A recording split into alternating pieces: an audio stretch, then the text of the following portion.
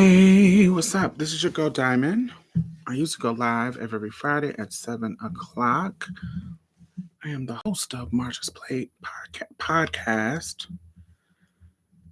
Today we are going to talk about the real Bedwenches of the community. We're going to talk about Shannon Sharpe. We're going to go down memory lane when it comes to Eldridge Cleaver and the Soul on Ice, and maybe talk a little bit about Jonathan Majors and, his white Coretta Scott. How are y'all doing? Hey, Brandon. Hey, CL. How are y'all? I got a couple of clips that I want to share, and just so we can discuss, what's going on. Not the particular case, but thank you. It's really soft and flowy and ladylike. But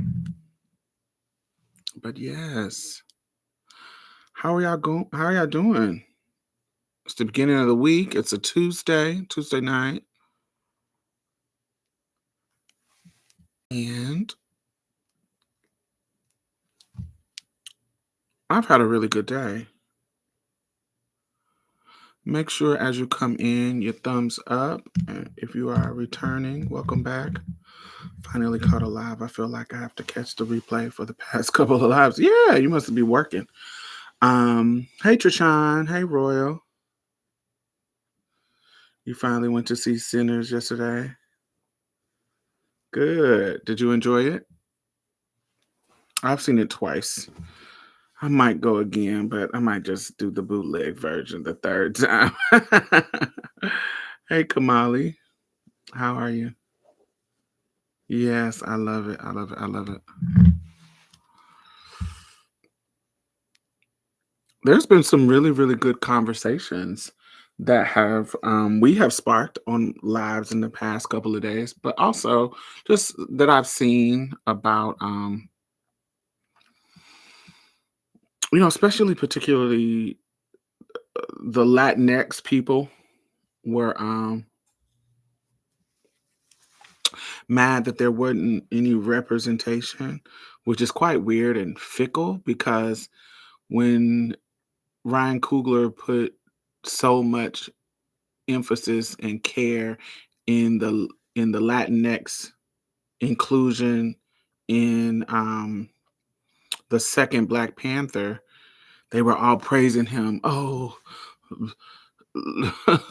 Latinx representation. Ryan Coogler is a genius, and oh my God, and oh, this was amazing. But now we do a film that centers around Black people, a Black man, that centers around us in historic Mississippi. Y'all feel like y'all need the representation when y'all wouldn't have really been represented during that time, because if you know history, there was a push out of Mexicans during this era, like politically pushed them out of the United States and back into Mexico and or West. And so they wouldn't be living in Mississippi. The people who were living in Mississippi were Black folks, Asian folks, because Asian people were able to go to school with white people. Like if you knew the history, Black folks was there and Asian and white. So it was, and I'm not saying that it wasn't one obscure Latinx person. I'm not saying that that's not the possibility, but there wasn't a lot of Latinx folks in Mississippi at the time that this was set. And so you wouldn't be involved in this story. And you don't have to be involved in every fucking Black story that we tell. So go sit your ass down. So anyway, we about to have another sinners conversation. No, we will not be derailed by the sinners.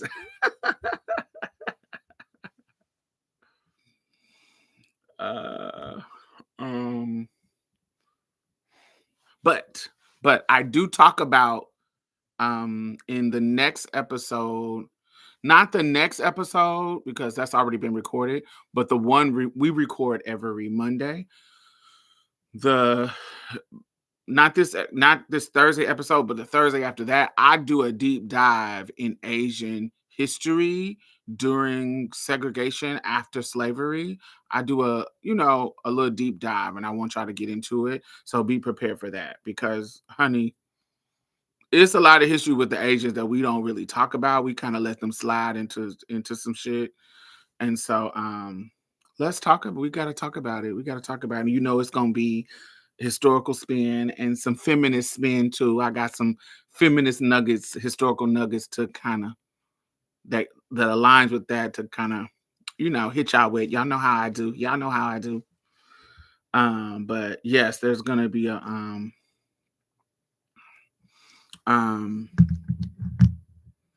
yeah, that's not gonna come this Thursday. This Thursday we talk about the Pope and the passing of Nicole Khan and multiple other things. So that's going to be out on Thursday. So make sure y'all take a listen to that. Yeah, but I think next week, the week after that, we're going to be we're going to kind of do a deep dive into that. Before we start, I just want to know, Diamond, smoke or stack? Always stack, baby. Always stack. I like a man that smiles. Smoke doesn't smile enough for me. Stack smiles. Yes, and he's fun. I'm gonna always pick a stack kind of man. I need to pick a smoke kind of man, but I'm gonna always pick a stack kind of man. Because you need to be vibrant and lively and smile. I hate niggas that don't smile. It annoys me. Yes, there's a community of Chinese American Mississippians. There is a YouTube video by AJ Plus about it. They've been here since the late 1800s. They start coming. They got some history, honey, and some privilege. Uh-huh.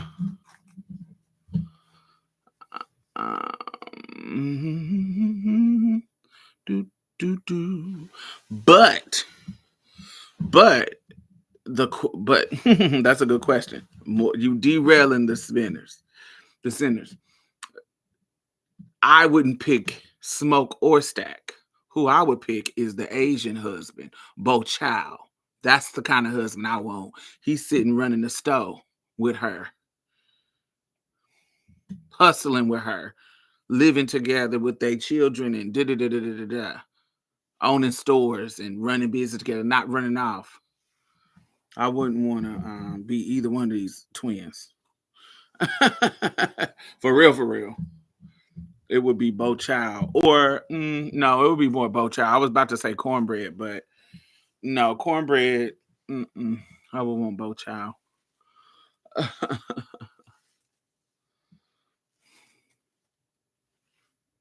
Bo was cute too. And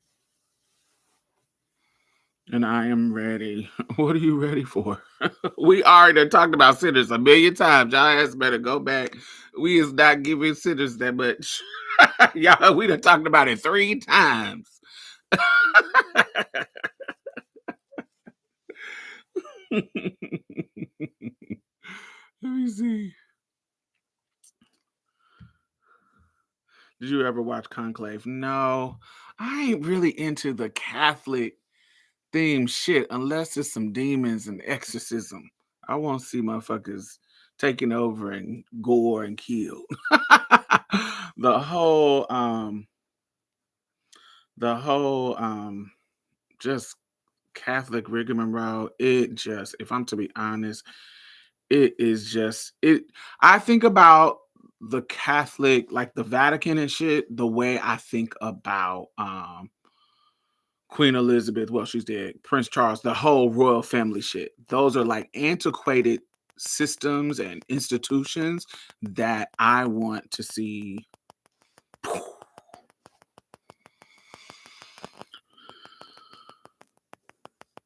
Cara, my day was great. Hey Ray, how are you? Yes. What did I see? What did somebody say? I was just about to say I want to see it again. Yeah, you should go see it again. I think you should go see it again just to see that sequence, the dance sequence, the Sugar Shack. I call it the Sugar Shack sequence. I think it's dope. But yeah, those institutions, I want to see them demolished. I think that they are antiquated. I think that they are holding us back as a human race.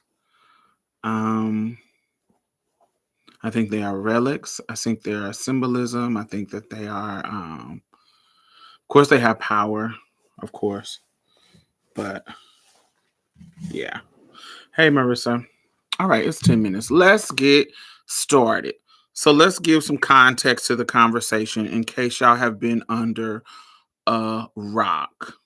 All right. All right. All right. All right. Let me go to um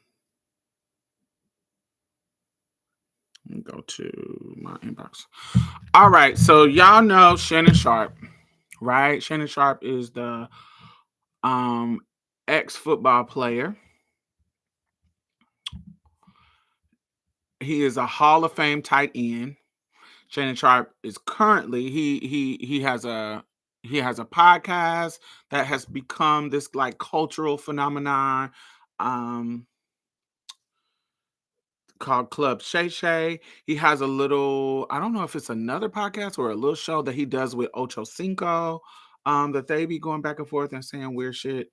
Um, but Club Shay Shay with different interviews that he's done with people, Cat Williams, Monique, and multiple other people, has gone viral, and it's just kind of has become this kind of um cultural moment. I'm proud of him in that way. Um I think he was set up for this success because he was coming off of being on a show with Skip.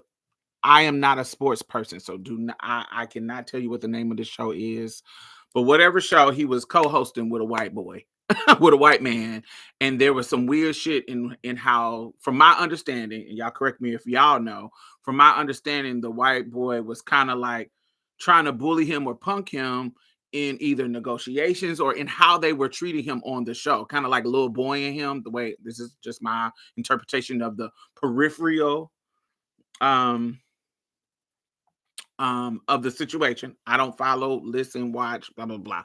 But from what I understand, there was a dispute between the co-host, and Skip was the white lead co-host, and there was this whole little thing, and Shannon decided to go and do something else and leave his position as a co-host. And what they didn't realize is Shannon was the fucking star of the show. He was the one. While he's not very smart, if we to be honest, he's not very smart. He does have a flavor, a spice to him. He's funny, and on a sports show, because he knows the sports, because he's an athlete, his stupidity and ignorance doesn't always shine through because he knows the game. So he can talk about the game on an expert level because he is an expert athlete. Do you see what I'm saying? So, but when you get him in outside of sports and get him into culture, his ignorance and his not brightness really shines through, because even like if you listen to his interviews with people, you can tell he's not a very bright man. You can just kind of tell it. But I think on the show with Skip, because it was sports, that is his bag. So you only see the flair, you see the expertise in the game, and you see this flair of his personality, and so it makes him the star of this show. And so he went on to do something, something else on his own. And a lot of black people was rooting for him because we everybody black. Who you want to win? Everybody black. And Prophetess Issa Rae said to the reporter once. And so we were rooting for him to win. And there is a black uncle, because he's almost 60. There's a naivete, of course, kind of old school uncle, Southern way that that Shannon presents to us, and we kind of fuck with that. We like old school uncles, not the creepy ones. We'll get further in the conversation, but cool, funny uncles, patriarchs. Sometimes we fuck with that. If you're not being weird and creepy, sometimes we fuck with that. Oh, this uncle, Shannon, this uncle, da da da da da. So I think what led to his success in this regard is the fact that he's over here talking his black male masculinity, and he has been this star athlete, and we are rooting for him to win because of the shady racist kind of situation that was happening over at the ESPN or whatever. Anyway, or the Skip Bayless, as somebody pointed out. So he was set up to win. And so, boom, his career is going really, really well. He's getting these viral moments with the interviews. And it's just like, oh, Club Shay Shay has turned into a place. Look, even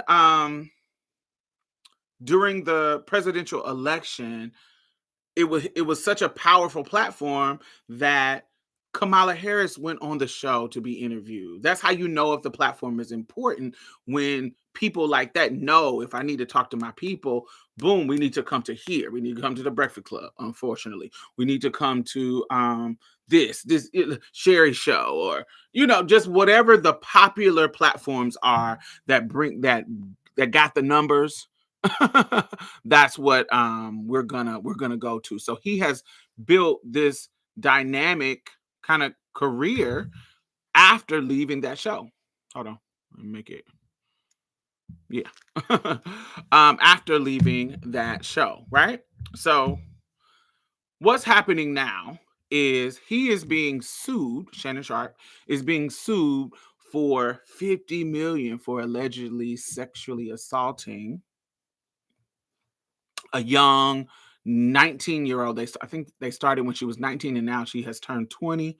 Um, OnlyFans girl. Shannon Sharpe denies the allegations and claims that the lawsuit is a shakedown orchestrated by the accuser and her attorney, Tony Busby. Now, Tony Busby is a lawyer who is going after P. Diddy, and succeeded in it. Clearly succeeding at it. The trial is going to come, but I feel like it's so much evidence.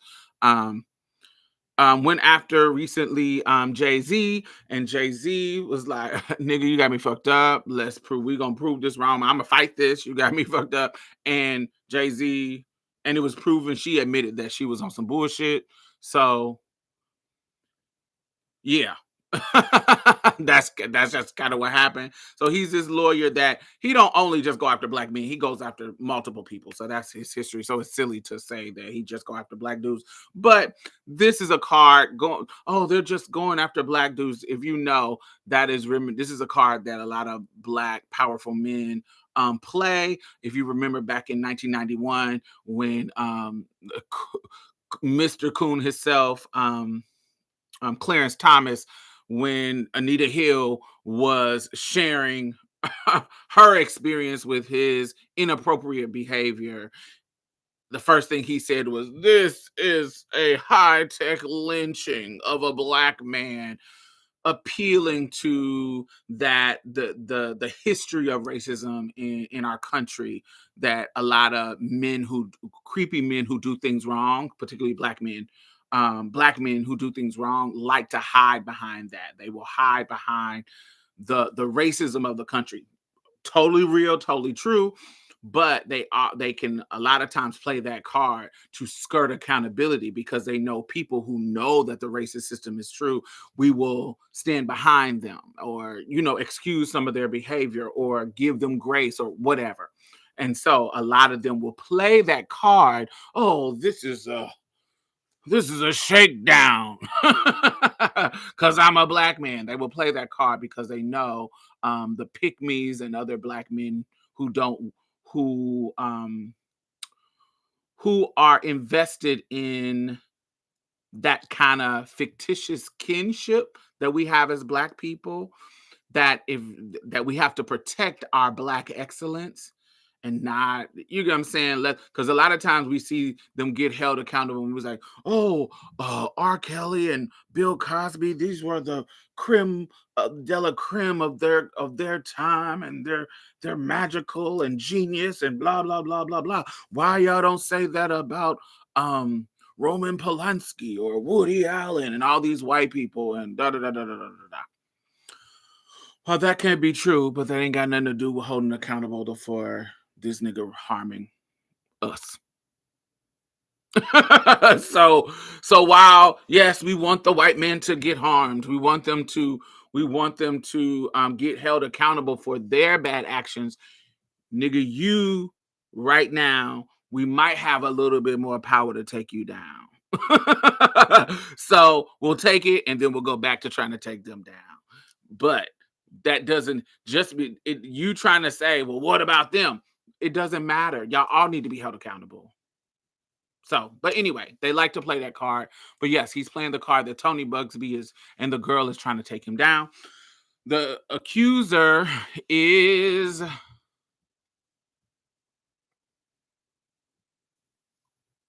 the accuser alleges that Sharpe was was violent and that he threatened her and recorded their sexual encounters without consent. Let me go to her name is Gabriella Zininga, something I can't say the last name. Definitely a white girl. The text messages shows kind of like this unexpected intimate exchange between them two. In one message, the girl reported to Told Sharpe, I want to have your big black baby. To which he replied, if I was 38, I would definitely make you a mother. And she just keep repeating this kind of race play, put that big black baby in me, and all this kind of stuff, just this kind of race play kind of stuff that is revealed in the text messages. And then there's an audio recording. And then Shannon says that can they release the whole audio recording, implying that the way they have it edited, the implication was that it was not like role play when it was role play. And I do believe it was role play. It's very patriarchal. Black women do not get that grace. Amen. They basically say let them get away with it like they do the white ones. Fuck those victims. Facts. Hey, Naira. He said you would do it by his birthday. He would do it by his birthday. Yes. The text messages weren't surprising to me. Shannon looks like the type, not just looks like his type. He said many things. Many things during just him being existing let me know that he is a coon. And Marissa says Shannon was defending Tory Lane during the trial, which is crazy. Tory Lane literally shot Megan and is in prison now for that BS. And yeah, it's crazy. Anyway, so I want to. So that's what's going on. That's what inspired this conversation. Yeah, whatever wrongdoing that was done, I hope people are held accountable for it. I think it's kind of crazy that you're letting a 19-year-old shake you down, and you've been rich for a very, very long time, and you are old. You're old and rich, and you've been rich for a long time. You've been through the through the fame, through the peak of your career. You've been through all of this stuff, and you are getting shaken down by a teenager. How dumb can you be? But I've already established that he's not that bright. Yeah. But also, this isn't the first time that Shannon had a run-in with somebody. Michelle Bundy Evans sued him in 2003 for defamation and libel and slander. And she said in an interview that Sharpe sexually assaulted her in 2010 and that she filed a restraining order against him. Sharpe also, um, Sharpe's legal team said at the time that her accusations were nothing more than old news, fanciful exaggerations, and sometimes blatant misrepresentation of facts, aka lies. Sharpe also, while he was a co-host on Undisputed, was accused of choking a female production assistant in the workplace, and settled the case for hundreds of thousands of dollars. So she won her case. So clearly some violence in the past, clearly some other cases in the past. Yeah. A lot of things a lot of times people be like, well, why are people just coming out? Some shit just gets swept under the rug because when it comes to powerful rich people, there are more people willing to sweep it under the rug. So yes. Was that the infamous Michelle? No, it was not the infamous Michelle. Not the Michelle on the early 2024 audio accidentally goes live with him having sex with somebody named Michelle. Accidentally. I also think, listen, I just sometimes think that people be doing stuff just to impress other men, especially when people start implying that you gay, implying that you may be homosexual or bisexual, and when you're not, and to impress other men, they start doing stuff like that, releasing stuff and blah blah blah blah blah blah. So I think that's why I say accident. Sure, okay, you get coochie. We know tons of down low niggas who get coochie. If you are watching, make sure that you thumbs up. It is 30 people in here, and only half of you, 15, has thumbs up. So make sure y'all thumbs up. Let me know you are enjoying the conversation, especially if you are a returning person. If you new, you probably can't you can't type in the chat because I have it set to only subscribers can chat, and you have to be a subscriber for 2 hours. That kind of avoids people from kind of spamming the box. So yeah, we avoid those kind of situations. And so yeah, make sure you thumbs up as you come in. Right, because it's so easy to go live on Instagram because it really is not. It's so many things you gotta do. That's what I was getting. I was like, how do you accidentally go live on Instagram? Okay. um all right, so what people are talking about is, and what I want to talk about, and remember, I'm just explaining all that because we are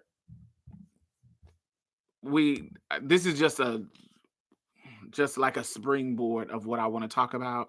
And what I want to talk about is like the race play that everybody is discussing, her emphasis on letting her emphasis on putting a big black baby in me, and just the whole bed wench kind of shit that goes on in the black male psyche when he is exploring with white women. There's another dude who was saying that he was saying that all of us think like this when we are fucking white girls. We want them to talk. We let them call us the N word. We let them talk about putting our BBC in them. We like that. And if any dude tell y'all that we don't like that, they lying. And there was a bunch of black dudes in the comments saying, "Nigga, you don't speak for us. We speak for us, and we don't allow that." But while I do believe that not all of them allow that, I do believe there's a lot of Shannon Sharpes and there's a lot of dudes who are okay with being that kind of object that kind of BBC, that kind of race play, mistress and slave, or even not even mistress and slave, but even yes, dominate this white pussy. That whole you dominate me, you big black beast kind of situation. Do you feel what I'm saying? They like being the big black viral brute getting this white, soft, pink pussy. That is race play. Got it? Got it. It's a fetish. It's definitely a fetish for black men. And it's a fetish for black men, not just straight heterosexual sex. It's also fetish for many black men in the queer community as well. Also, not just the men. I know a lot of black dykes that love to shack up with white girls and play and do that same type of BS. So it's not exclusive to men, but we're going to focus on the men today. Got it? So that gives you the context of what we're going to talk about today. What are your initial thoughts? Clock it. The gay boys love it. Love it. Love. Love it, love it, love it, love it, love it. What's the guy's name from the Little Rail show that came out? Oh, I don't know nothing about the Little Rail show. This is just my opinion, but I think there almost always level of race play for black folks when having sex with non-black people. Maybe not always, but I think it's most of the time. Jay, I think it's always. I think it's always, I think it's always, I think it's always. Just like you can't take race out the culture, you can't take race out the sex. If you with a white girl, there it's an interracial relationship. And just like you can't take it's going to be a race issue. Regardless if you colorblind or not, it's going to be a race issue. And so there is a race element to the sex, whether you want it or I believe it doesn't have to be fetishized, but it's there. It's similar to just you when men Gerard Carmichael, come on, T, amen. When I talk about men that date trans women, sweetie, I am a trans woman. I identify as a woman. I believe that when a man is attracted to me, he likes women. When he sees my presentation, a straight man can be totally attracted to me. But when we get in that bedroom and I pull this slong out and require you to play with it, it has now entered the realm of queer sex. I wouldn't go as far to say it's gay sex. Some people would. I wouldn't, but I definitely is smack dab in the middle of queer sex. Queer, it is queer, it is queer, it is queer, meaning other. I wouldn't necessarily say gay because I identify as a woman. And if you identify as a man, I don't consider that gay. Now, that doesn't mean other people think like Diamond. And I don't want to force my thoughts on somebody else. That's on them. Some people think of me as a man.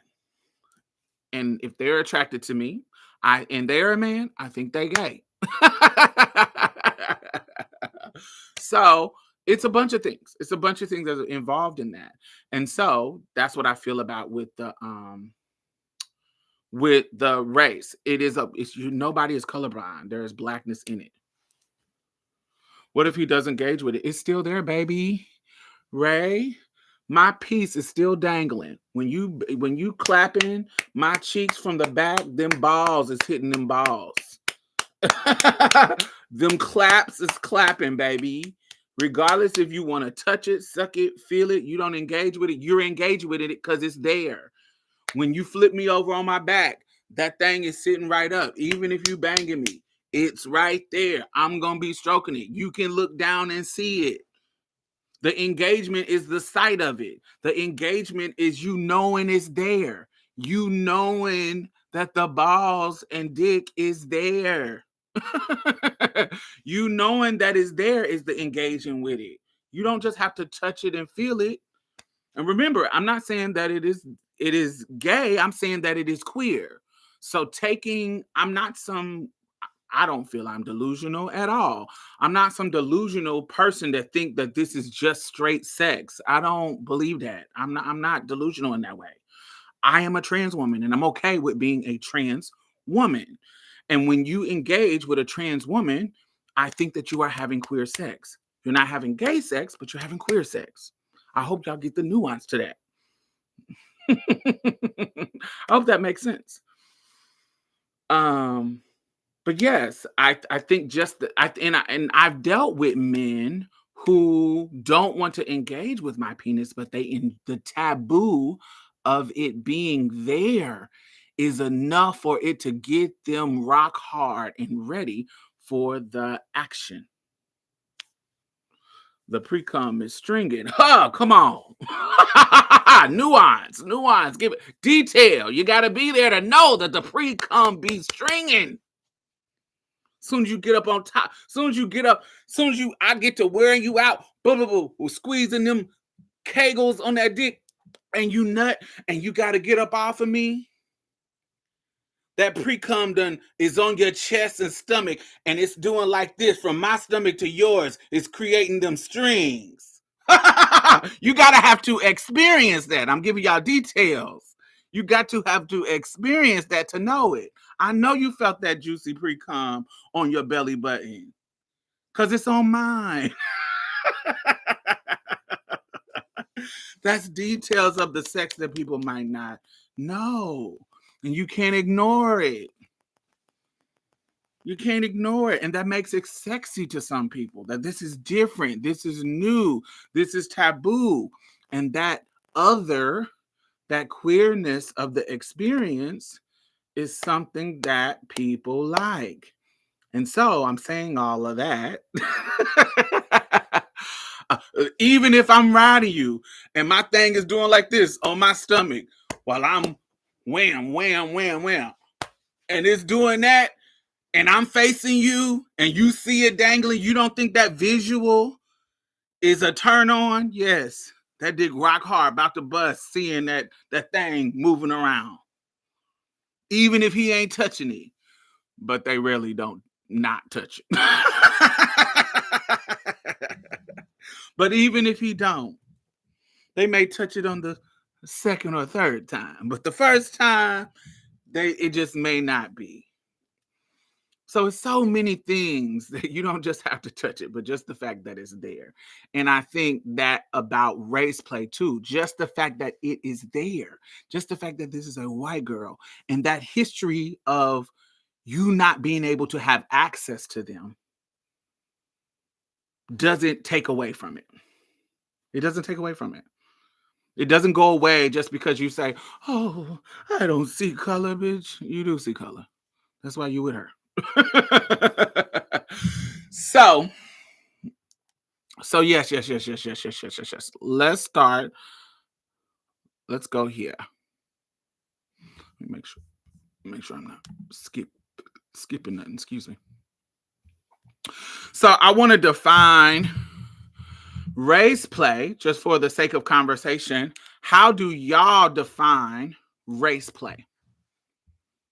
Tell me what y'all think race play is. Give me maybe some examples. Give me how you would define, like if you had to define it in one sentence, what is race play?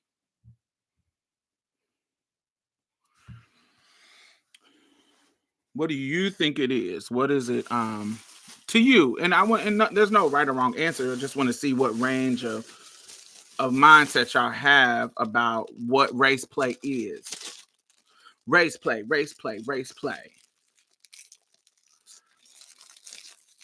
And make sure if you are watching, you thumbs up. It is 43 people in here. Make sure you thumbs up. It's only 23 people who have thumbs up. When you come in, if you are a returning person, thumbs up immediately so you don't forget it.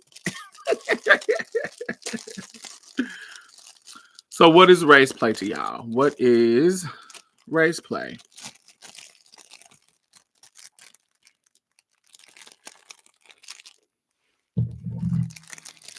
Now, while y'all think about your answer, I have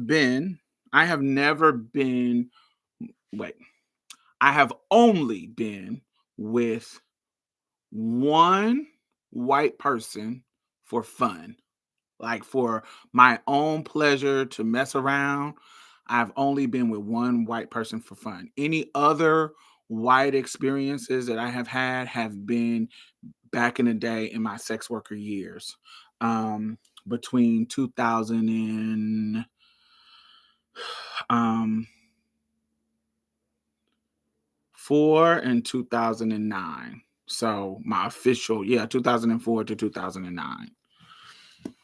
So yes, was it maybe 2003?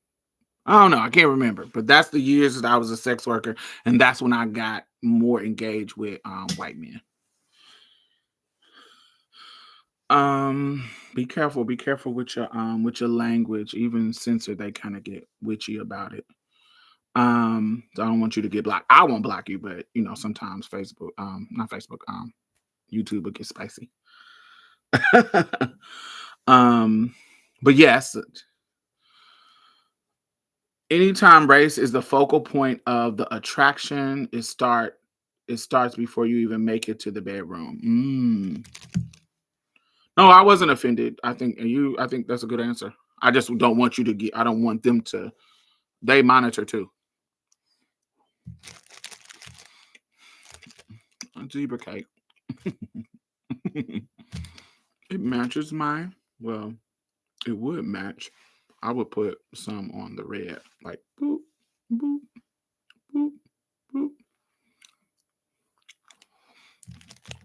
Racial fetishization. Suck my black. Mm. Give me that big black. You N-word. I define it as offensive form of humiliation and subservience.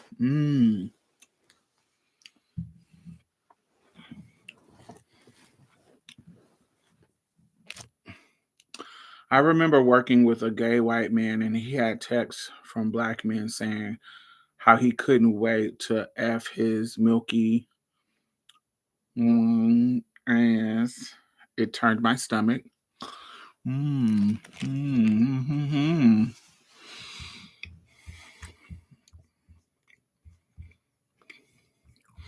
You remember the black female porn star who will get banged by white guys with Confederate flags in the background? That is definitely race play. All right. These are good examples. Yes, yes, yes, yes, yes. So race play typically refers to sexual acts or role-playing scenarios that involve racial elements, often with an emphasis on the perceived racial dynamics between the individuals. These scenarios can range from explicit role-playing, where one participant acts as a person of a different race, or exaggerates racial dynamics in between the two people, to a more subtle discussion or fantasies about racial differences within the sexual context. So, little subtle things like, give me all that BBC. It don't need to be, oh, you're my slave, let me spank you. It don't need to be that. It could be like, give me that big black. Give me that. Give me all of that. Yeah. It could be subtle like that. A little bit more detail is going to be like, race play often explores the power dynamic, or stereotypes, or other cultural implications associated with race in sexual scenarios. So if I say, "Oh, you like how," if I'm a little tiny little white girl and I say, "Oh, you like dominating this pink one. You like it, baby. Oh, you like to give it to me. You like to give it all to me. Destroy this pink." Yeah, all of that is the dynamics of, yes, I heard some people on some corn say things like, "Yeah, get your reparations from this pussy." That. Explicit role play. Some forms of race play involve participants actively portraying individuals of a different race. often with the intent to explore racial biases and stereotypes. The stereotypes are really, really key because we know we are not a monolith, but this also makes little peen black men who have little peens, the white girls can make them feel like a king. Oh yeah, give me that big BBC, even though they don't have anything that had to do with the beat other than black.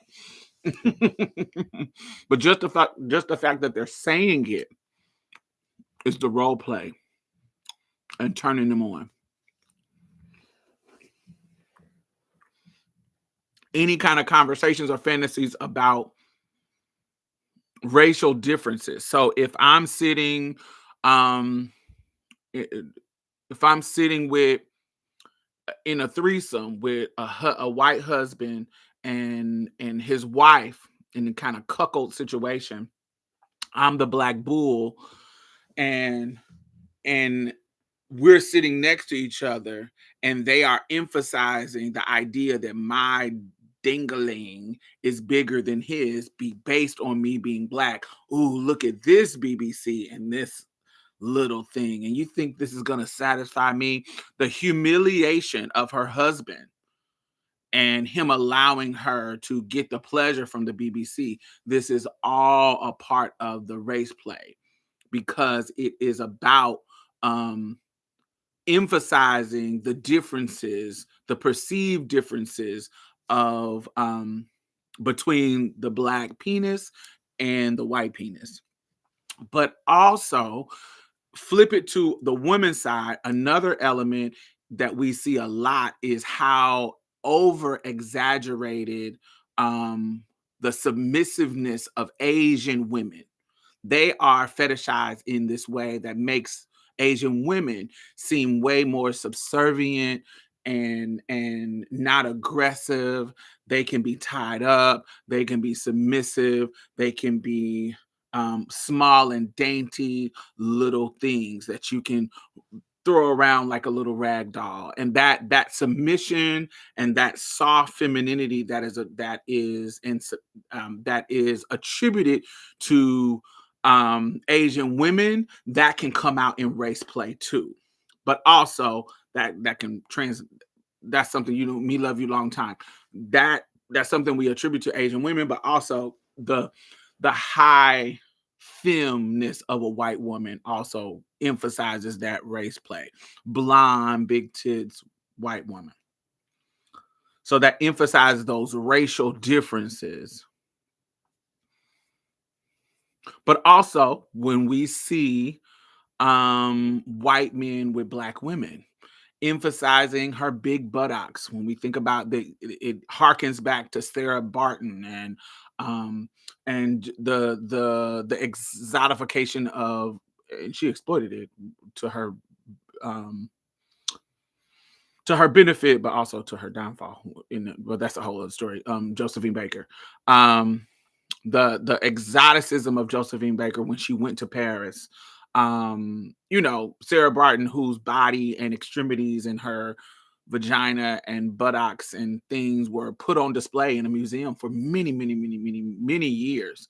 And so it harkens back to that. So them emphasizing that, oh, I'm dealing with a big black woman and all this ass, and the you just got so much ass in the white girls, and I love that. That kind of emphasis in the process is also race play. So I know we're centering black male bed wenches. But it does, race play can turn up in many, many things. I'm a black trans woman, so there is going to be an emphasis on, when I was in the sex work game, there was an emphasis on them looking for black T girls. There was a whole site called Black T Girls with nothing but the black T girls with their pieces out, big dongs out, because if you fetish, I think, let's keep it real, y'all. Let's keep it real. We are, if we're talking about race play and we're talking about fetishes, we are at the intersection of BBC and Black woman hypersexuality and femininity and body. So we got the penis that the Black male have, and we got the body that the Black women have. And then if you add colorism, if you're a light-skinned girl, you got the fetishize that you get with people colors people fetishize you. So all of these things can be at the intersection of depending on, and then the colorist thing is too. Oh, the darker you are, the bigger your piece is. So, ooh, I want the darkest Black trans woman. Cause she gonna have, and I want the hardest Black trans woman. I don't want her to be big and soft. I want her to have the big implants and the booty, but I want her to be toned because I know that dingaling is working. So let's keep it real. We talking about y'all know we I like to talk about the realness of it. So so am I lying? Am I lying? Can I get an amen? Because I'm not lying. I've been in the sex work game, baby. They will tell you. Fully functional, baby. They won't have you. How long you been on Moans? You been taking them pills? Are you fully functional? If you look like you're on too many Moans, they come and see the other girl. And will complain to that other girl. The last girl I saw, her cock wouldn't even get hard. I spent my $250 and the cock wouldn't get hard, but I love you. Your cock getting nice and hard, baby.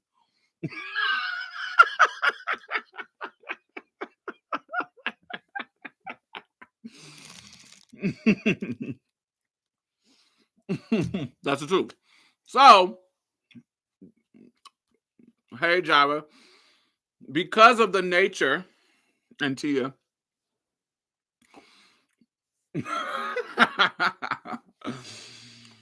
because of the nature of race in our own, particularly in America, but it's really a global scale. But particularly in America, you almost can't run from it. So when Jay says that it is, sometimes I just have to beg to differ. Not that I think that you that you're wrong. I think you were just trying to not speak in absolutes. I think it's there all the time. I think it's there all the time.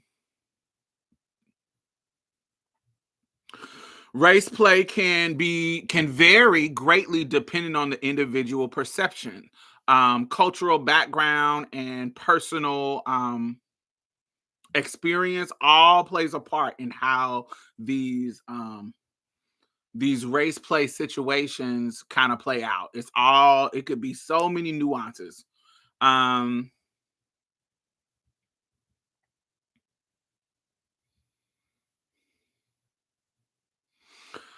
And so there is, when it comes to race play, there is kind of like this debate, and y'all tell me what y'all think about this debate. Definitely was just trying not to speak in absolute. I know. I'm a speaking. I think it's always there. There is like this debate, that the controversy within this is that some people are urging that it is a form of sexual freedom and exploration. They will say, don't yuck my yum, don't kink shame. And, if this is what they like, this is what they like, and blah, blah, blah, blah, blah, blah, blah, blah, blah. Now, I'm of the ilk that I understand. I'm not going to keep saying you like what you like. What you do in your bedroom is what you do in your bedroom. But if we're having a discussion about it publicly, I'm going to need you to admit that that's rooted in some racist shit. That's just what it is. And we got to reflect that. We got to reflect. It doesn't mean that you haven't worked it out in other areas. It means you haven't worked it out in that area. And let me put myself on the chopping block. I had to realize that one of the reasons why, while my colorist doesn't show up in the world of how I engage with people in regards to like women or something like that, how my colorist jumps out of me is me liking dark-skinned boys because I think of them as being more masculine, and it makes me feel more feminine. That's where my colorist mindsets come up. And so back in the day, I would be like, ooh, that's not colorist. I just like what I like. But there's a reason why you like that. You got to interrogate that. There's a reason why you like what you like. And while it may not show up in other parts of your life, it's showing up in your fucking. And so that's what I think about. That's what I think about race play. I don't have race play. Like I said, I've only had one dude that I messed with for free that was white, and I met him on the chat. This is 2004. Met him on the chat line. He came over and we were rolling on an XPO, and he came over and gave me head for shit from 9 p.m. to 10 p.m. We didn't do nothing else. He just gave me head because he was rolling on XPO. So, but even that has some elements. I wouldn't give him no head because there's an element to me that is, I don't want to be a bedwench. I don't want to be that, especially during this time. I don't want to be gobbling your meat and doing all that kind of stuff. I want to be the dominant top motherfucker because you white. I dare, baby. Just the discomfort of you digging in my cakes. I'm gonna be thinking about the slave quarters. No. Mm-mm. Just the visual of a white man on top of me is gonna trigger Thomas Jefferson and Sally Hemings, baby. Get off of me. No, I'm sorry. It's not happening. I can't do it.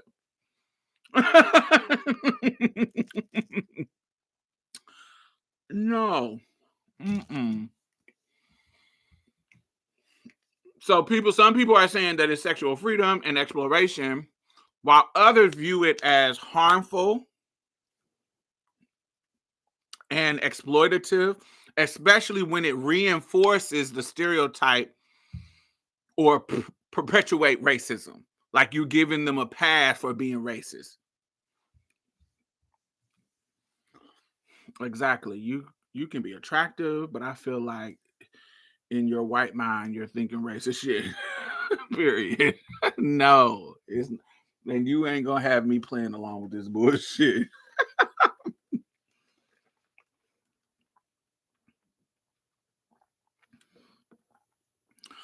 Lord Jesus, I definitely have some good pink meat, but I was not thinking like this. LOL, never again. If you enjoy it, keep thinking how you thinking. But for me, I'm sorry. I'm gonna be feeling like what's her name? On 12 Years a Slave. Pansy, whatever her name is, baby. Lupita Nyong'o's character. Oh, you looking sad. No, you can't do it to me. No, thank you. All right, so I want to play this clip.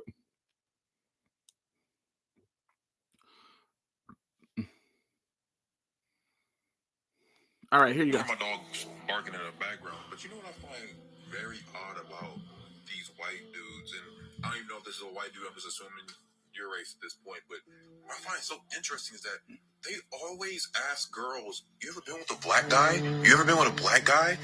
And then they're concerned about it, and it even crosses their mind. I'm sitting here thinking, I've never once been in the presence of a woman and thought, dang, I bet she's been with some white dudes before. Never once. Never thought she's been with some Asians, some Indians, some Arabs, some Mexicans, some Latinos.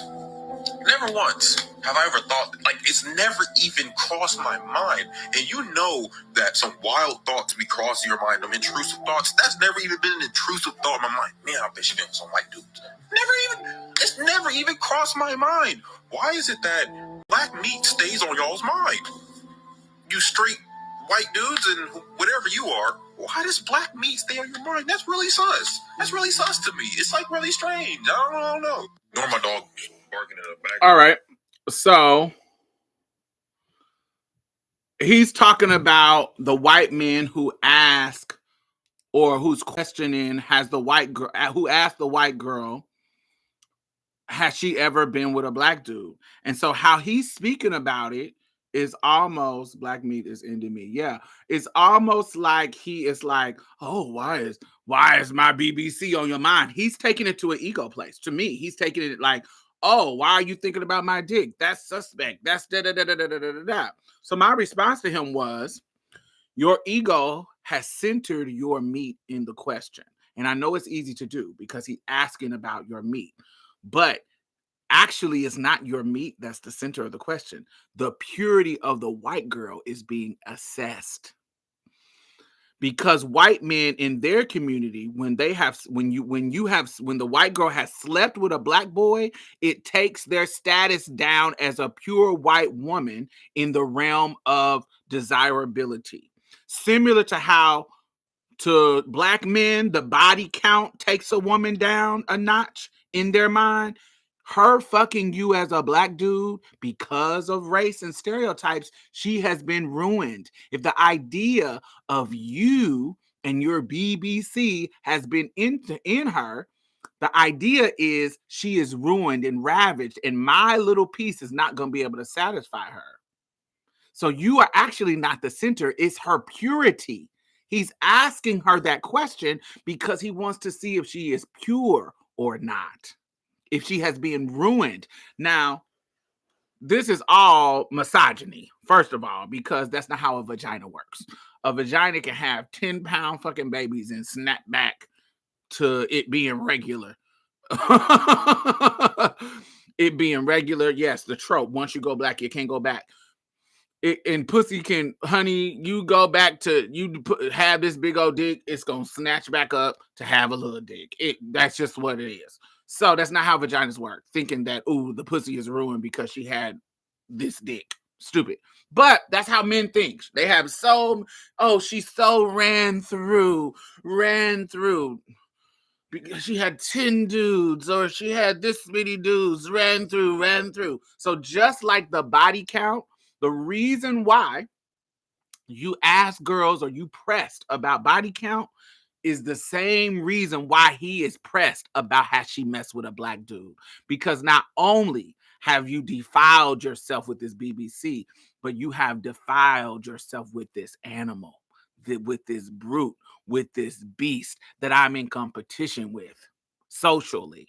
Like, you went down. Like, you didn't mess with other white men. You went down to the fucking slums of race. You went down to the slums of race. You didn't go to an Asian. You didn't go to a Latinx. You went to the slums. So it is a purity question. It is not your BBC and your meat that's on his mind. It's her purity. But because you have put yourself and you allowed that fetish of BBC to be at the center of your desirability as a black man, you can't see that the question is not centering your meat. Clock that T.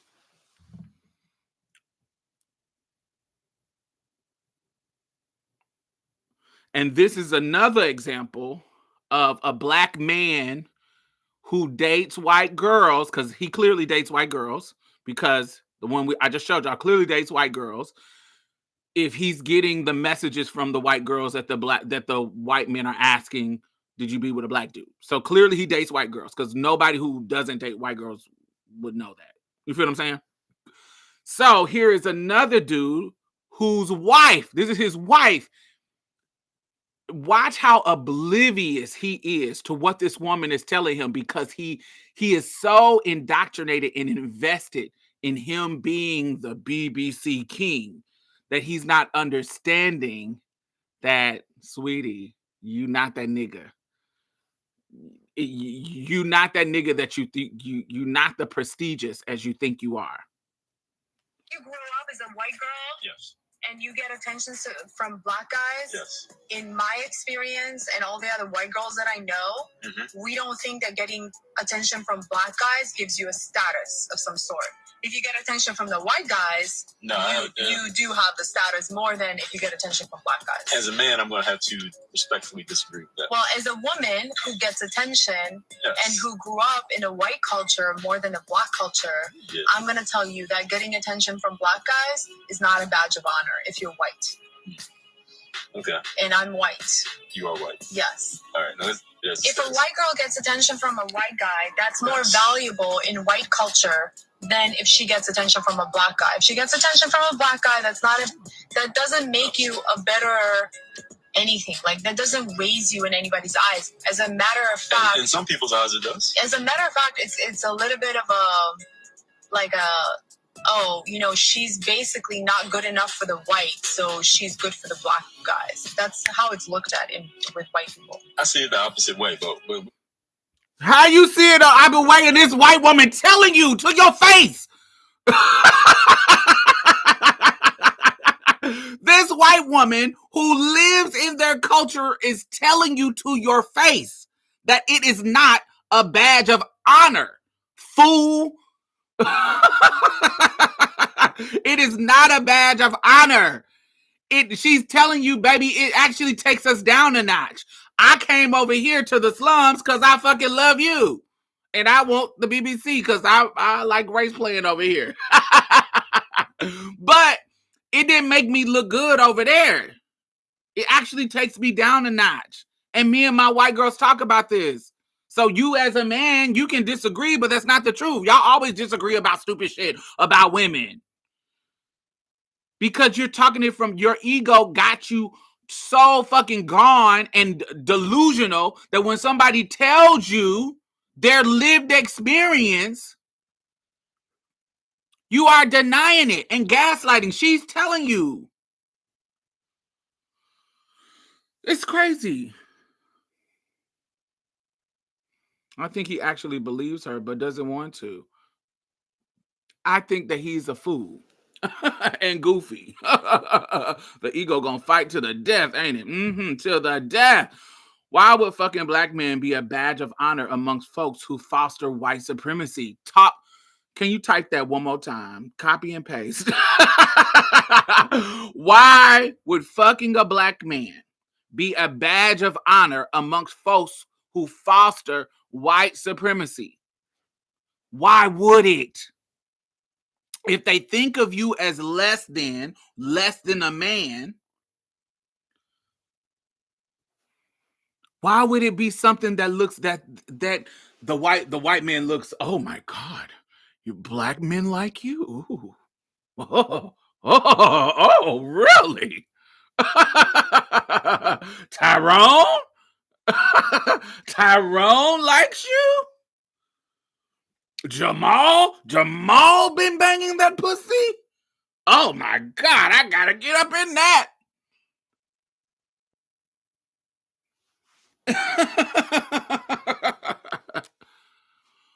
Oh my God, I gotta get up in that. I think that it is crazy. I think that it is crazy that you would think that in a white supremacist world that you love to play the race card with, you love to throw racism. It is crazy and a cognitive dissonance for you to think that you the king of the world in their culture, in a white supremacist culture. And it's a badge of honor for her to be with you. The only time that it's a badge of honor for her to be with you, really, it's not really one, but one where it's worth her getting that notch down is when you got money, because it takes her, if she's a poor white girl or she ain't got no money, she can choose you and be in another class status because of your money. She can choose you and be in another class status. She's trying to come up in the world. So yes, I'll take that hit. Yeah, I've been with a black dude, but he had money. He put me up in a house in the fancy neighborhood of the city.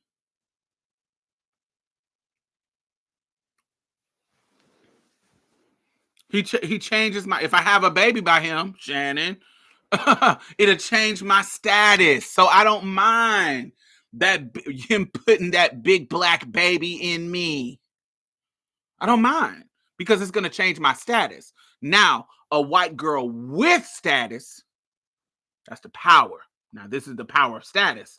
I don't need to choose you because I was born into money. So I don't need to deal with no broke N-word. I got money and I got options and I got choices. So I can pick somebody else that's along my status and racial status.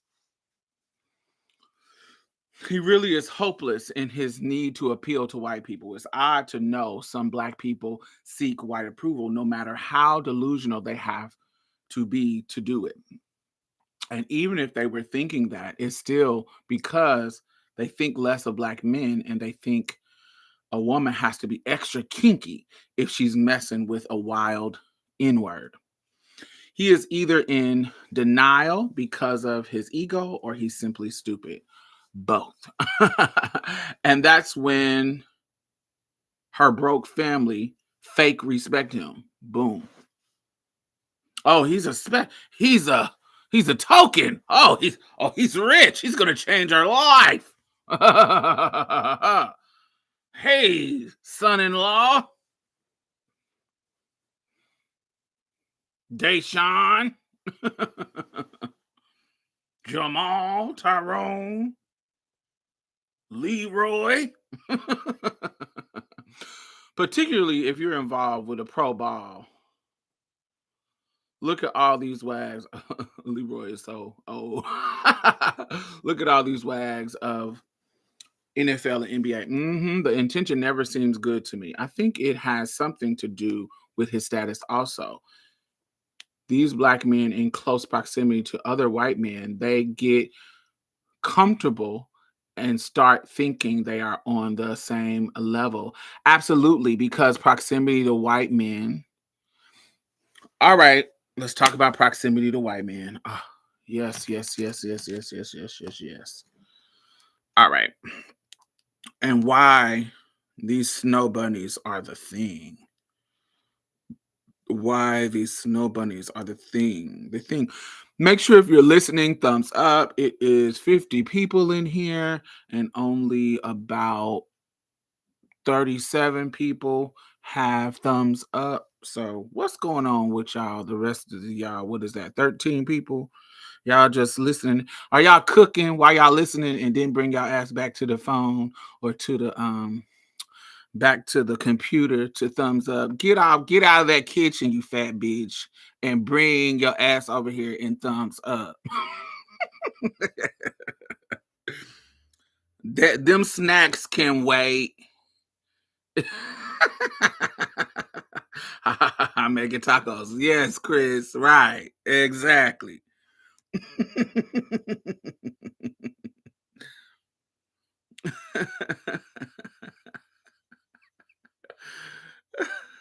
Come on. Chicken Caesar wraps. Hey. All right. All right. So I want to go to talking about let's go into the conversation about Eldridge Cleaver. Do y'all know who Eldridge Cleaver is?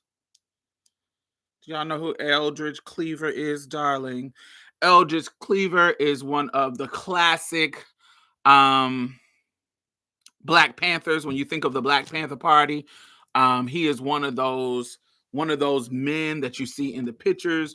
We think of Huey P. Newton. We think of Fred Hampton. Is it Fred Hampton? Did I say that right?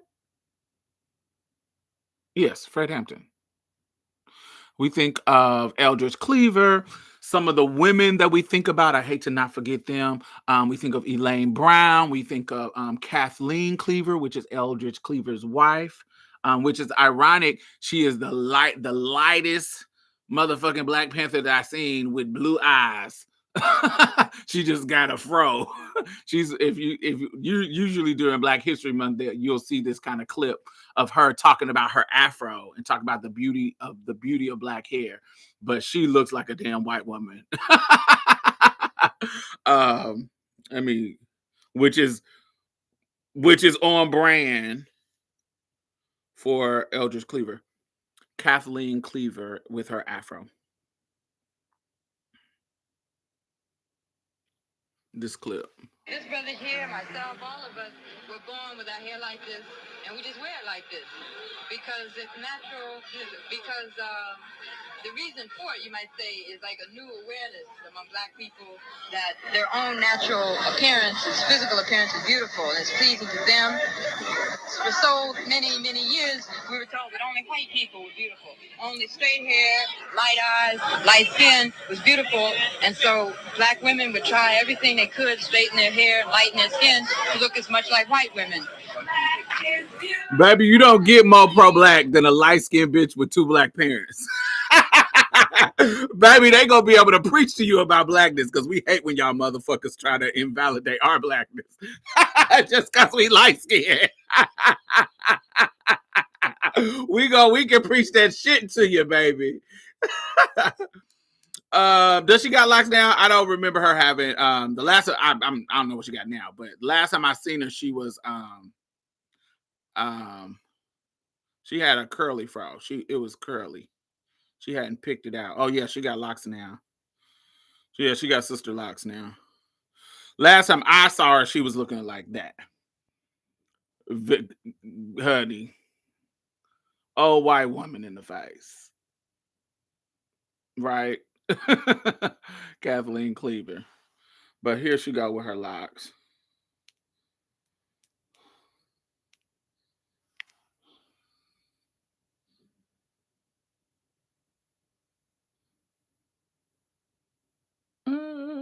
But yeah, anyway, her husband is Eldridge Cleaver. And Eldridge Cleaver wrote a book called Soul on Ice.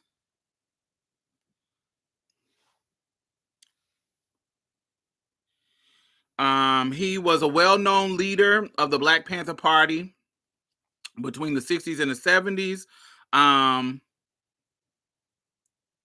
One of the situations where there was a West Coast leadership, East Coast leadership, and he was a part of the East Coast leadership. And one of the times they were about to when they were kind of about to be shut down, COINTELPRO had done a lot of bad shit to them. Like COINTELPRO FBI has sent like different letters to each one of them to make them go against each other, bunch of sellouts in the community, all that kind of shit. And so in that regards, I remember that there's a video of Kathleen Cleaver recorded by the Library of Congress, and she talked about how her parents had to pay for the rent of the office of Black Panther Party because her parents were kind of well-to-do. She comes from a well-to-do, educated family, and so two Black parents, and they had to pay the rent of the office that the East Coast Black Panther Party was staying in, and so her parents were help funding what was going on when it was on its downfall. Anyway, he ended up going to prison and writing a book, and so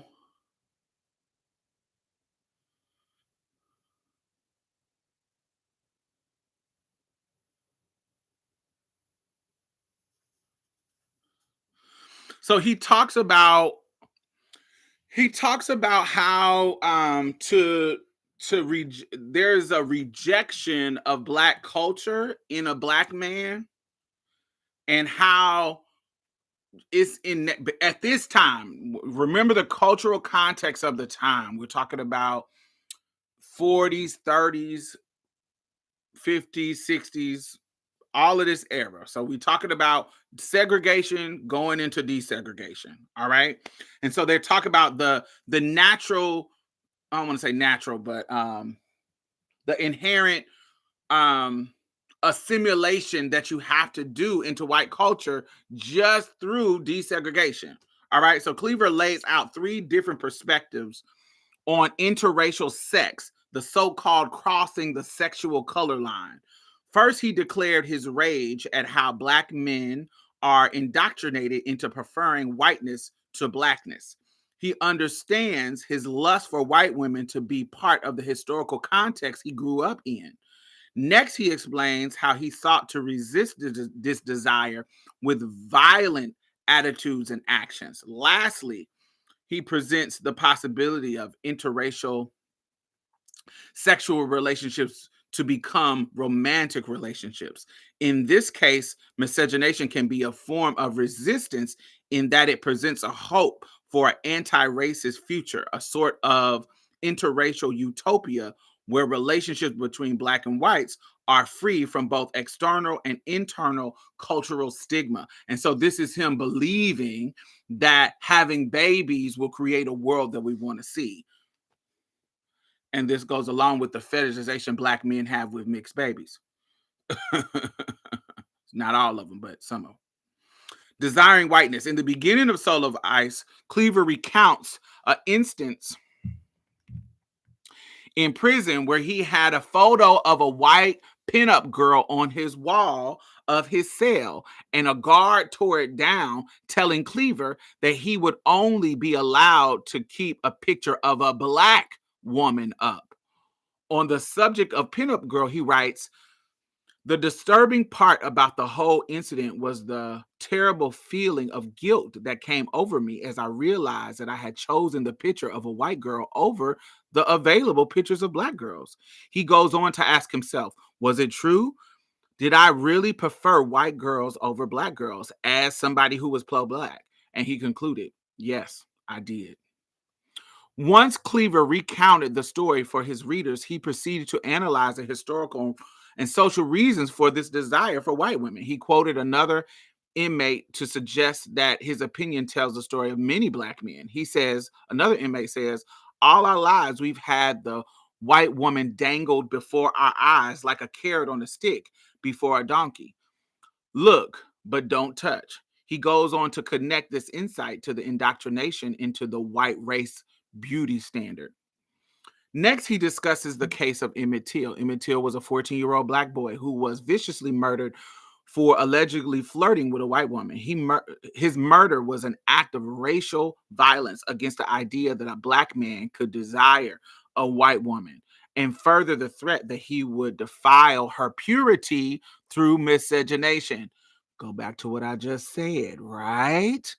Go back to what I just said. It was him asking about your BBC was not about you, my nigga. It was about the purity. Anyway, back to this. Her purity through miscegenation. Cleaver described seeing the photo of white women, of the white woman Till allegedly whistled at. He writes, here was a woman who had caused the death of a Black, possibly because when he looked at her, he also felt the same tension of lust and desire in his chest, and probably the same general reason that I felt them. Here, Cleaver uses the antidote in order to give his memoir more power with a national audience by referring to a larger issue in the African American history. So, you know, he's calling on the story of Emmett Till because we know that that's real. He was like, yo, I'm telling you, this is how it goes down. Also, the resistance through violence. In jail, Cleaver revealed how he changed his feelings towards white women in order to resist his desire for them. He sees his desire for white women as a betrayal of his community and race. He also connected this resistance to a form of self-determination, a central tenet of Black power ideology. He writes, I have stepped out of the white man's law, which I reputed with scorn and self-satisfaction. I became a law unto myself, my own legislator, my own Supreme Court, my own executive. In this case, Cleaver also emphasized Black masculinity, mimicking the masculine tones of most Black Panther Party. He begins to reveal his violent crimes by explaining it was of paramount importance to me. It was of paramount importance to me to have an antagonistic, ruthless attitude towards white women. Finally, he presents the following poem to a white girl. I love you because you're white, not because you're charming or bright. Your whiteness is a silky thread snaking through my thoughts. In a red hot pattern of lust and desire, I hate you because you're white. Your white meat is nightmare food. White, I need to do this. We need to do this in a stage play.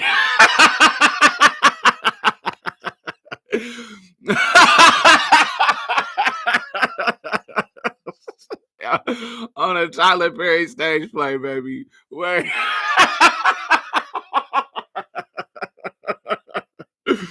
Wait. Wait, let me finish. Hold on. Woo! Okay.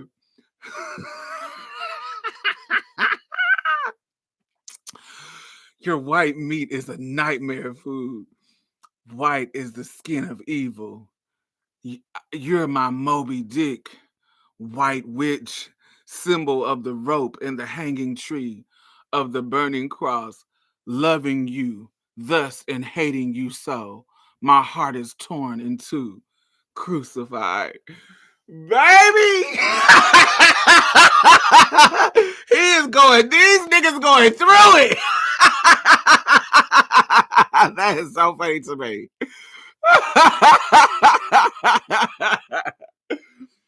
Baby, y'all better be over there snapping. Come on, Eldridge, you better give us this Love Jones race play. Brother of the night, brother of the white.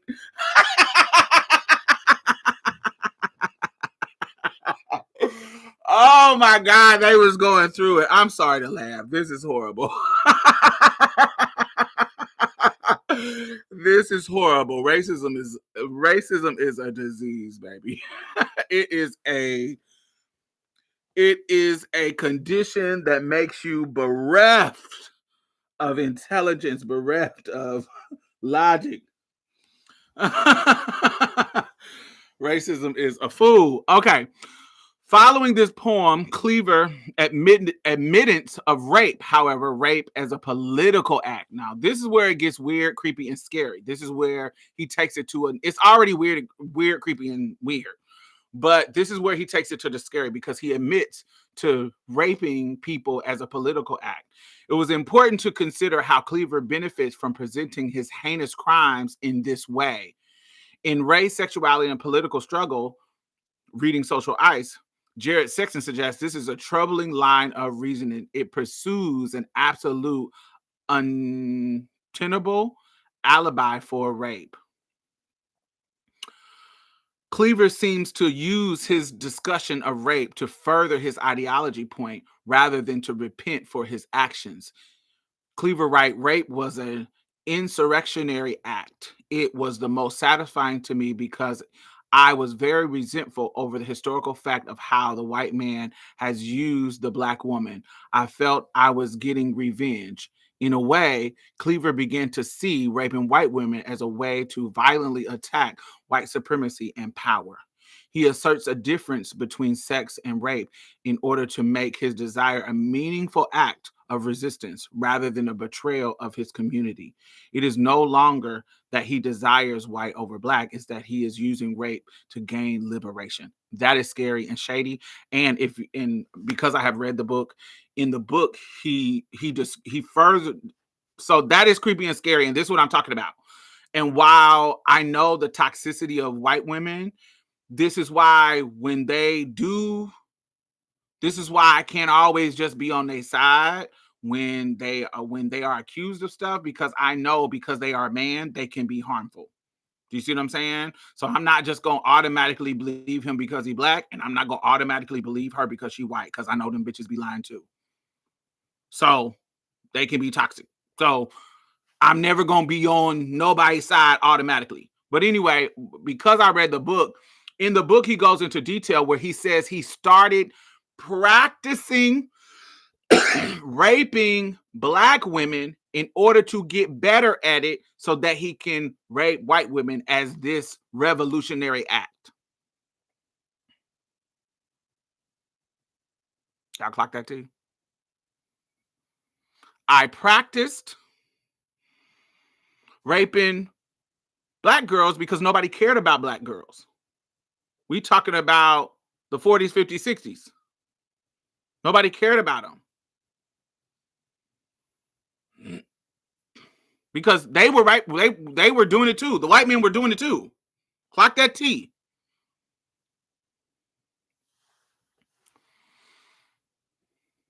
Nobody cared about them. So he was practicing on them so he can know how to do it to white women. And then he started to do it with white women. What's the name of this book? It's called Soul on Ice by Eldridge Cleaver. It is a free, do not pay for it. Do not pay for this clown's book. It is a free downloadable PDF that you can find on the internet for free. Do not pay no money for this clown's. It's a rapist book. But I want to point out how deviant and how this race play shit can turn into some really toxic mindset for these niggas. Okay? You see how it can turn into, oh, I'm dominating, and that power dynamic, because we all know based on studies of rape and assault that it's not about whether or not you can get coochie. It's not whether or not that you can get access to sex, because you can pay for it to get access to sex. It is about the power of taking it. It's about the power dynamic in that. And so if you are in a cultural system that deems you powerless, you're not making enough money to be the patriarch of your household. So we've talked about this before. So if you're my regular audience, you know this. You know this. Black men didn't make enough money to be the breadwinners alone in the household. They just didn't. I talked about it. Well, the video was sparked by Shannon Sharpe too. When I talked about the myth of the traditional marriage or traditional husband, that it was a myth for us. That was what white people was doing. We weren't able to do that. When we left slavery, we were always out here working because none of us, they were hustling us out of money. They were hustling us out of money or not paying us enough. They were mad at us because we weren't fucking tending to their kids and tending to their fields. So they weren't trying to pay us. There was very little situations where we were getting rich off of some job, even the skills and the trades that we have. Yes, we could do trades and it can make us money because we're starting a business and we can do this, Yes, but dudes were not just out here making so much money that they could take care of a whole family in the way that white supremacist patriarchy capitalism said that you were supposed to do in a family unit. And so that power equalized the power between our women and them. So not only is the white woman, the dangling carrot, being the head of your household, being the king of your castle was also the dangling carrot. So that can also turn into you abusing your woman to, yeah, you making just as much as money as me, but I'm above you. The church says, the Bible says, do not exert this power. You a woman. Not to mention coverture laws and laws that literally made a man cover over his wife, where she doesn't have any power anymore. He can take all of the things that she has, bank account, blah, blah, blah, blah, coverture laws. Look them up. So when we talk about feminism and motherfuckers get to talking about, oh, that's a white women thing. No, because of the nature of what was going on in the world, Black women was the first one to be like, yo, this isn't fair. If I'm going to the factories, because if you remember, Black women was working in factories. Black women, when we start seeing, like, after the Rosie the Riveter and when we start seeing this change in womanhood, the master narrative of white feminism is that, when the men went to the war, we had to go and do the jobs to keep America great and keep America going. So they went into the factories and they went into and then they didn't want to go back to being Susie Homemaker during the baby boom, didn't want to go back to being Susie Homemaker because they got a taste of making their own money. And so then that leads to women being uncomfortable with their status as somebody being in the home, blah, blah, blah, blah, blah, blah, blah, blah, blah, blah, blah, blah, blah, just taking care of babies, just in the kitchen, da, da, da, da, da. That became uncomfortable for the middle class white woman. This is the white woman's narrative of women liberation. And then here come the 70s, women's lib.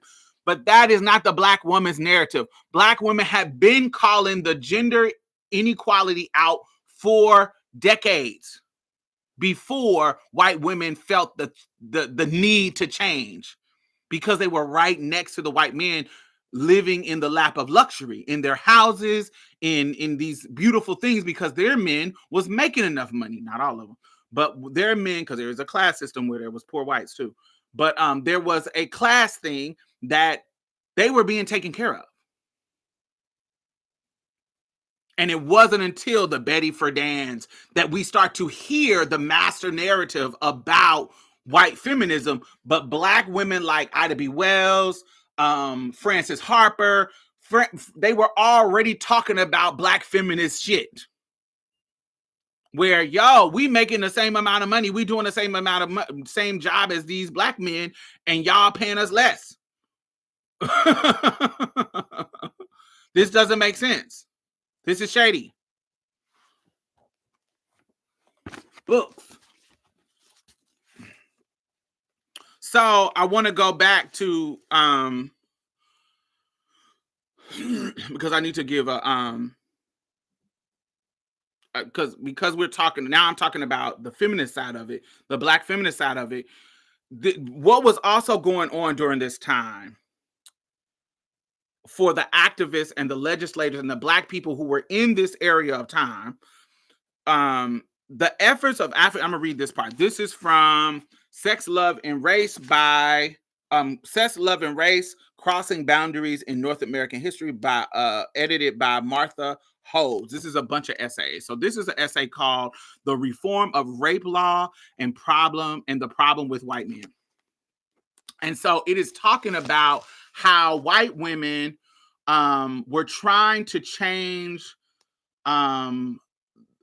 age of consent laws in America, because men were going around raping little girls, Black and white. They were just going out around raping women. There was no laws about rape. You couldn't, recently in the 1900s, the late 1900s, you couldn't, you could legally rape your wife.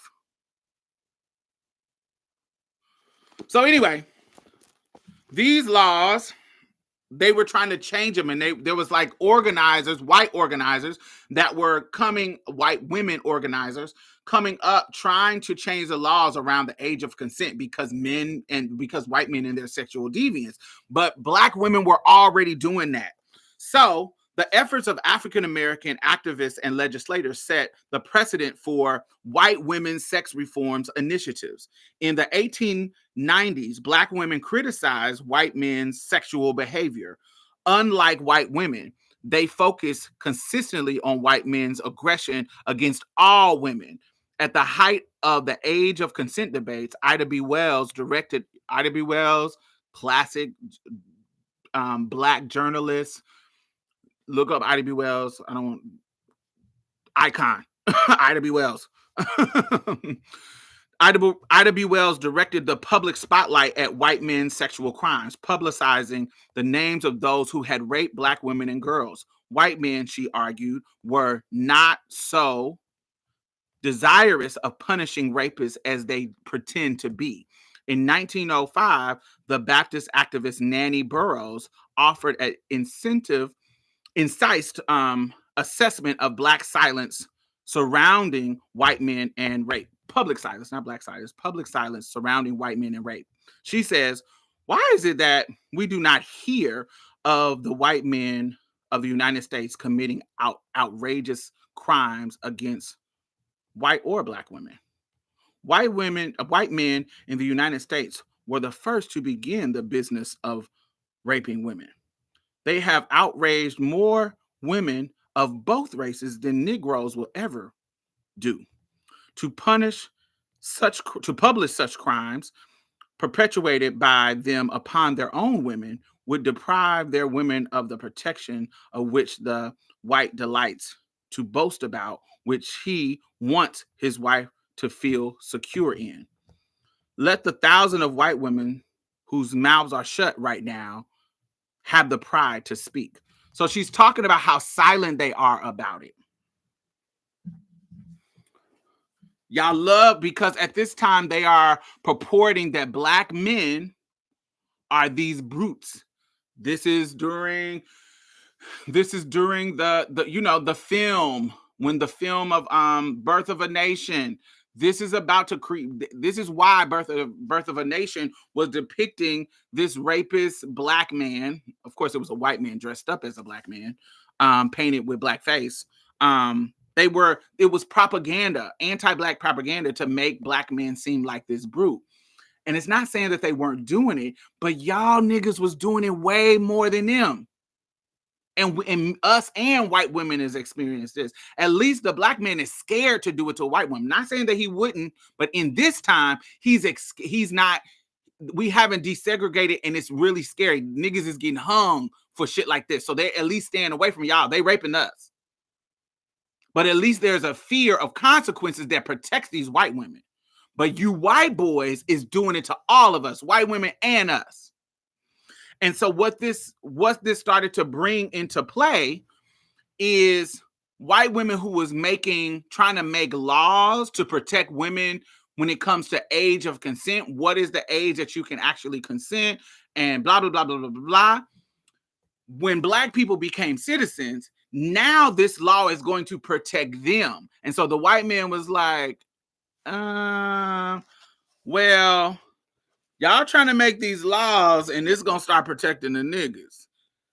And we want to keep having access to the nigga women, the negresses. So the shit that you talking, bitch, take that shit on.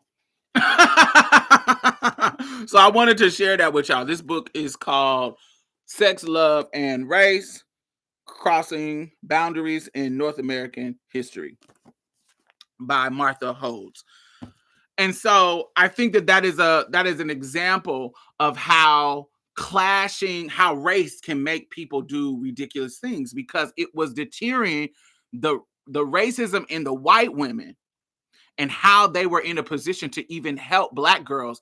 It got them to the position where they were just like surrendering and giving up the cause that they were fighting for, because they were like, oh, it's going to protect Black girls. Even though these laws will protect you, you will stop fighting just because you don't want a nigga to get the protection.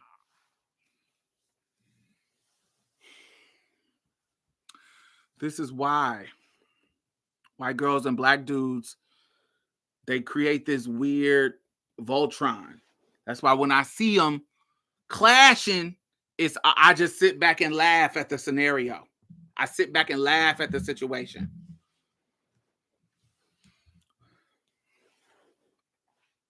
So, let's see what else.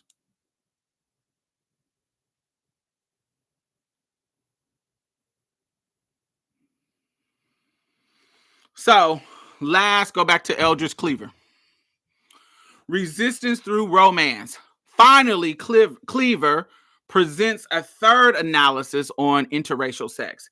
He sees the possibility of interracial sex relationships to supersede racist cultural attitudes and he points towards a racially integrated future. Whereas before, the black man sexually violated the white woman as a symbol of retaliatory strike against the white man, historical violation of the black woman. They love to act like this was about protecting the black woman or revenge for the black woman. No, this is about you and your macho manly desires, clown. Because you weren't protecting the black women.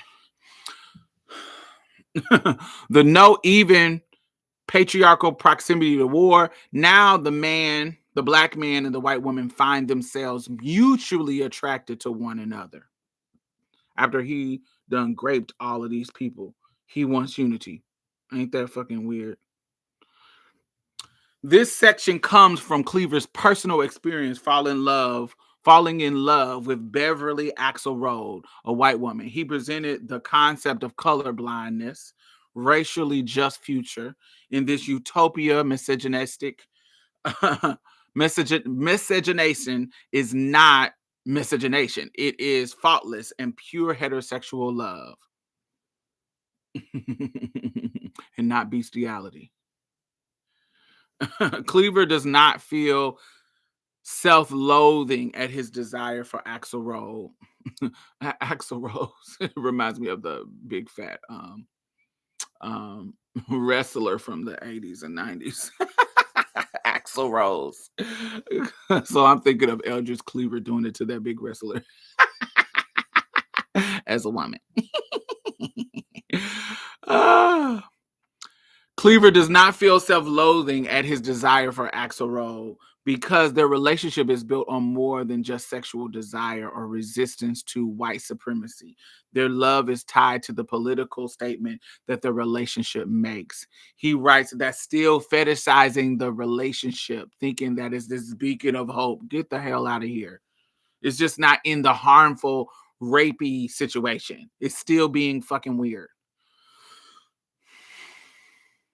He writes in a love letter published as part of Soul on Ice to Axelrod, it is not ourselves alone who are involved in what is happening to us. It's really a complex movement taking place in which we are mere parts. We represent historical forces. It is really these forces that are moving towards each other. So Cleaver's Soul on Ice presents just one view of interracial sex within Black power movement. His analysis is fraught with problems as he tries to use this public platform to deny his crimes and publicize Black power ideology at the same time. It is critical to keep in mind that homophobia and unforgivable misogyny that runs rampant through his book, because he's super, super homophobic. However, he does present a important viewpoint on the seldom considered issue of interracial sex. So, side note, I wanted to talk about a little bit about the homophobia. During this time, COINTELPRO had like I said, they had sent a letter to each one of the Black Panther Party office, and the letters was intended to make them go against each other, to think that they were like beefing. And one of the letters, and so Huey P. Newton, because of this kind of tension, Huey P. Newton was losing his power as the main leader of what was going in the Black Panther Party.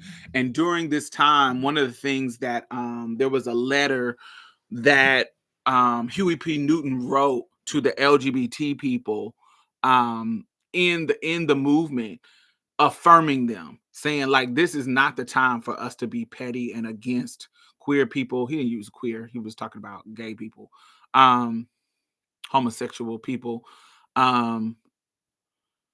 This is not the time for us to be divisive.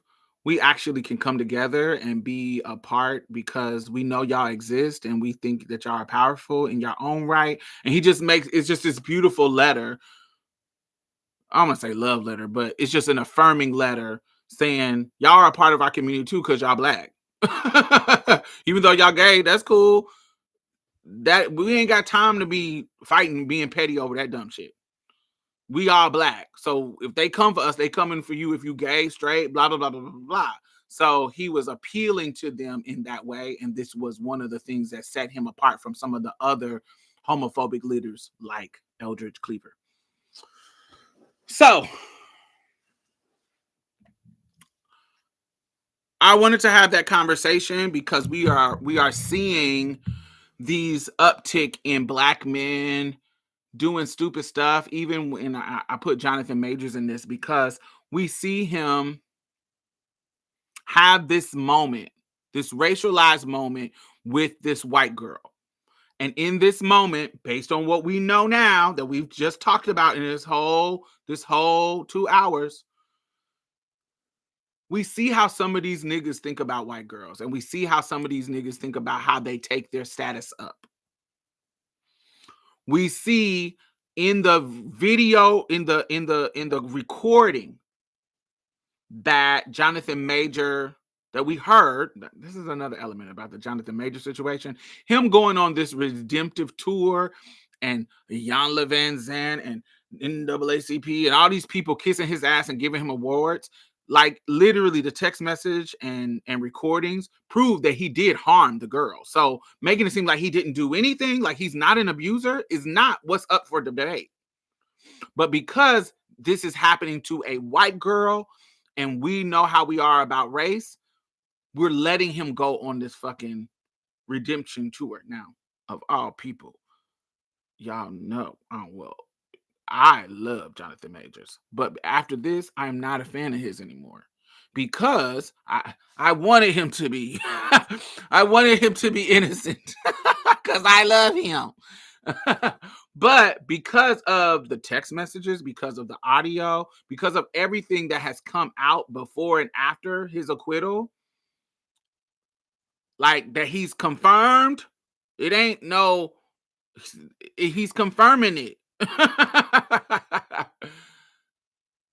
I know you were an abuser.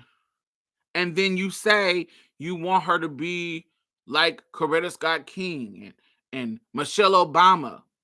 This is the type of misogynistic arrogance and ego that I know that you were trying to get this white girl to make your status as a black man in Hollywood look more legitimized. You being a successful new actor on the come up was not enough. You wanted a white girl on your arm. You was a black nigga from Texas. I know how you niggas work.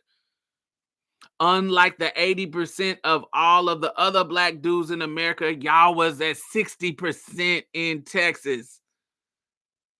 60% towards Democrat and 40% towards Trump. Unlike the bigger, larger picture of black men, which was 20% towards Trump and 80% towards Democrat. I know how you niggas move. I think it's unfortunate that, you know, Megan Good weird ass, she's been weird, so I don't know why y'all, it's not surprising. Megan Good come and save you to help your image, and all these other people rally around you to help your image. That's fucking weird to me. But, you know, it is what it is. But these niggas are the real bad wenches of the community. They be behind the scenes letting these white girls wear them out with the N-word, wear them out with all kind of fetishization, and we are just getting a glimpse of it. We are getting a glimpse. We're getting, in some of these cases, we are getting a glimpse in how they have been moving in the bedroom. They love to put that shit on black women, even though we're the least likely to date outside of our race. But it is them. They are the bed wenches of our culture. They are the bed wenches. They are selling their BBC for status. They will, once they get rich, they will trade that whole pro-black shit don't matter. That's why most of them play and use women as accessories. And even when they don't fucking choose white women, they will choose the next closest thing, a light bright or a non-white, non-black person. So that is all I wanted to talk about. I wanted to share my thoughts on the Bedwenches of our community and the case with Shannon, and share about Eldridge Cleaver. And yeah, make sure y'all thumbs up. And what are y'all thoughts?